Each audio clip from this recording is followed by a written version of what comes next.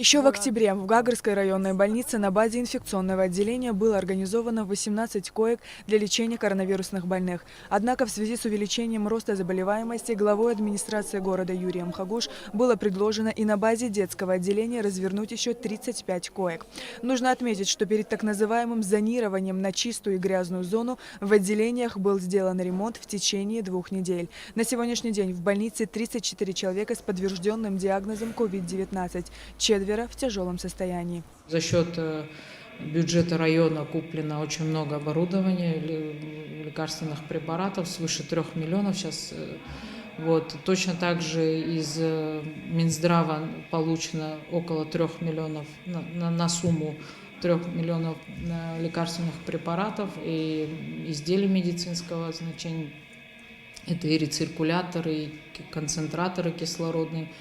В целом мы сегодня можем сказать, что мы оказываем эту помощь. То есть любой, который обратился, он в принципе имеет возможность получить необходимую помощь за счет государства. Там, где есть 35 коек развернуты, там в дежурство заступают 3 медицинские сестры. И 2 всегда находятся в отделении, то есть не в зеленой зоне, а в красной. Они меняются по очереди, потому что мы кладем тех, кому даже средней тяжести нужен постоянный, рядом надо находиться постоянно, следить за их показателями, потому что эти больные, они очень быстро ухудшаются. Сегодня вроде все замечательно, а завтра может быть совершенно по-другому. Нашей съемочной группе позволили зайти в так называемую красную зону. Перед входом на нас надели защитные костюмы, маски и перчатки. Дальше я попрошу соблюдать все меры предосторожности.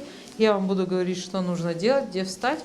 И, в общем, аккуратно здесь, потому что уже лежат больные. Уже в коридоре мы увидели пациентов. Так как здесь нет реанимационных больных, многие передвигаются сами и общаются друг с другом. А врачи, конечно же, рядом. Заглянули мы и в палаты. В каждой из них по 3-4 человека. Многие охотно с нами пообщались. Хасское телевидение. Как вы себя чувствуете? Сколько дней вы уже здесь находитесь? Уже 16-й день здесь нахожусь. Но в очень критическом, конечно, состоянии таком было. Сатурация 78, по-моему, даже 80, да, 80. Но сейчас, слава Богу, вот с Божьей помощью и с врачами все, и мы помогаем, так что слава Богу. Еще одна пациентка с подтвержденным диагнозом COVID-19 Марго Устян попала в больницу в тяжелом состоянии. Однако сегодня ей уже намного лучше. Я сегодня 4-й день. Ну ничего, сегодня лучше. Вчера, позавчера плохо было. Спасибо большое. Внимание обращают. В общем, мы довольны. Выходя из этой палаты, уже в коридоре мы услышали шум. Громкие голоса раздавались из соседней комнаты. Как оказалось, в одной палате дружно уместились 6 пожилых мужчин с коронавирусной инфекцией. Одни чувствуют себя хорошо, а другим приходится дышать кислородом. Легкие у меня поражены. Ну, все хорошо.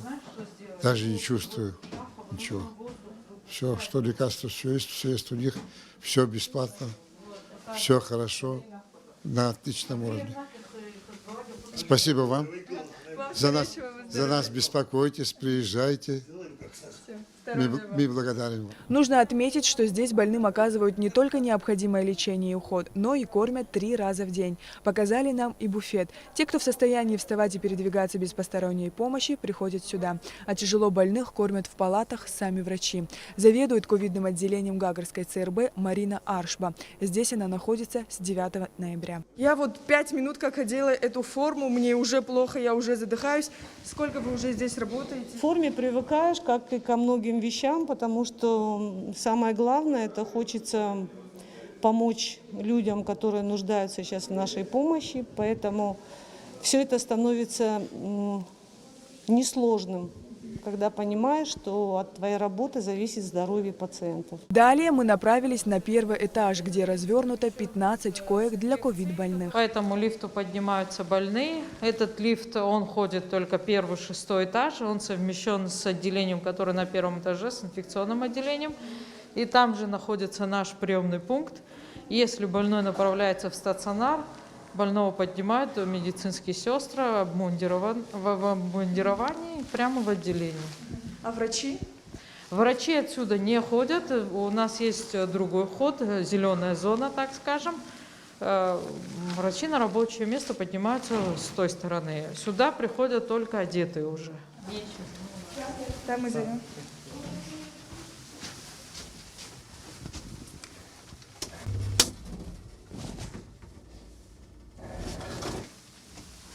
Вот вы видите, специально отгорожен этот лифт. Вот человек с той стороны, это чистый холл, потому что это здание поликлиники. Другие больные по другим заболеваниям должны иметь возможность пройти в поликлинику к доктору на прием.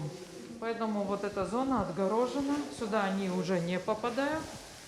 И вот у нас здесь приемный покой. Общее число выявленных случаев COVID-19 в Гагарском районе на сегодняшний день составляет 770 человек. 230 получают амбулаторное лечение. Как известно, помимо COVID-19 есть еще инфекционные заболевания. Для таких больных в ЦРБ отведено отдельное крыло терапевтическое, а хирургическое отделение переоборудовано в детское. Что касается медперсонала, то и здесь, как и в других медучреждениях страны, их не хватает. Вот сегодня работу стационара 50 коек и работу приемного отделения, где в день приходят от 30 до 50 больных, обслуживает всего лишь 3 доктора. Понимаете, это очень большая перегрузка. Вот сейчас, например, в ковид-отделении работают медицинские сестры, которые у них по 15 дежурств в месяц. Это через сутки они заступают.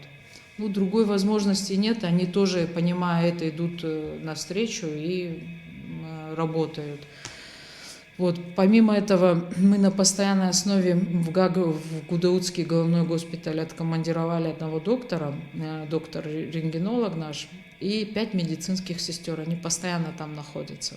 Возникает острая нехватка медперсонала и по другой причине. Врачи сами заболевают и уходят на самоизоляцию. На сегодняшний день 17 врачей Гагарской ЦРБ находятся на лечении, а за весь период пандемии заболел 41 человек из медперсонала. Сложно сказать, вот, например, в нашем случае, где конкретно доктор или медсестра заболела. Они не живут же круглосуточно в больнице. Они точно так же участвуют в обычной жизни. То есть сложно сказать, здесь или где-то в другом месте. Потому что здесь сегодня, например, люди, которые работают именно в ковид-отделении, в ковид-обсервации, да, они имеют возможность, у них все это организовано так, что при соблюдении, если правильно одеваются, правильно снимают костюмы, они не должны заболеть.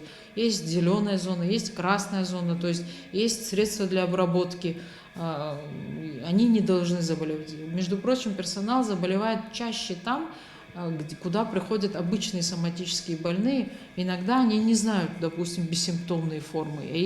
Ведь если человек болен ковидом, это не означает, что у него нет аппендицита, нет инфаркта, нет инсульта. Такие больные тоже попадаются у нас. У нас бывают больные, которые поступают с хирургической патологией, а в результате обследования выявляем ковид. То есть такие тоже случаи есть. Я думаю, что вот именно в обычных отделениях, в обычном приемнике, да, там тоже соблюдают они меры безопасности, но не такие, как уже в специализированном отделении. Индира Арсалия также добавила, что так называемый пик заболеваемости в Гагарском районе пройден. Если ранее из 40-45 человек, прошедших тестирование, 25 были ковид-положительными, то сегодня есть тенденция к снижению. Не могу сказать, насколько это продлится и как дальше мы пойдем, потому что для того, чтобы все-таки все это прогнозировать, да, у нас не соблюдаются карантинные меры.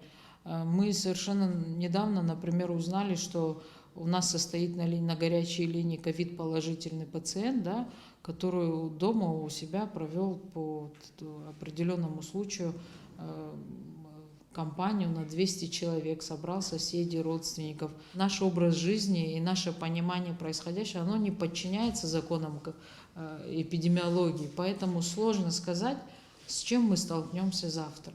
Если ситуация ухудшится, будет очень сложно всем, пациентам, нам, потому что даже сейчас Вот у нас отделение на 50 коек, да, они практически заполнены. А вот если оно ухудшится, ну, и при такой нагрузке, если возрастет нагрузка еще вдвое, да, мы и так на пределе возможностей работаем сегодня, то вы понимаете, что будет снижаться и качество оказываемой помощи. Поэтому население немножко, мне кажется, должны подумать об этом и несколько пересмотреть свое отношение к данной ситуации. В Гагарской ЦРБ организован пункт забора биоматериала. Однако лаборатории для исследований нет, поэтому биоматериал отправляют в республиканскую СЭС-лабораторию. Мы начинаем работу с 11 часов, прием ПЦР-анализы, строго по спискам, и со вчерашнего дня обязательно наличие абхазского паспорта. Принимаем в среднем 40-50 человек, плюс у нас еще выезды по району Гагарскому, Пицунда, Бзы, Пцандреб, все это температурящие люди, пожилые, лежачие, кто не может выехать. И также инфекционное отделение на 1 этаже и ковид-центр на 6 этаже. И обязательное тестирование сотрудников. Как известно, в ноябре вышел указ президента о продлении ограничительных мер до января 2021 года. В связи с этим главой администрации Гагарского района были предприняты определенные меры безопасности в городе. Подведомственные администрации Гагарского района организации, сельские и поселковые администрации работают в таком режиме до 14:00. На местах находится минимальное количество людей, чередуют нахождение там по одному, по два сотрудника на каждый отдел, на каждый кабинет.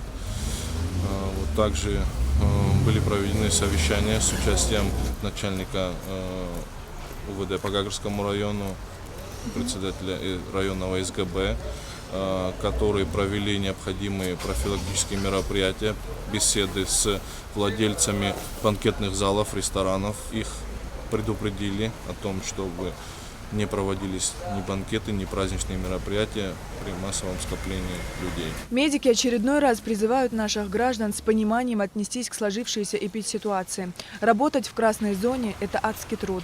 Каждый из этих людей, рискуя собственной жизнью, спасает наших родных и близких. Сария Кварцхеля, Томас Чиковани, Абхазское телевидение.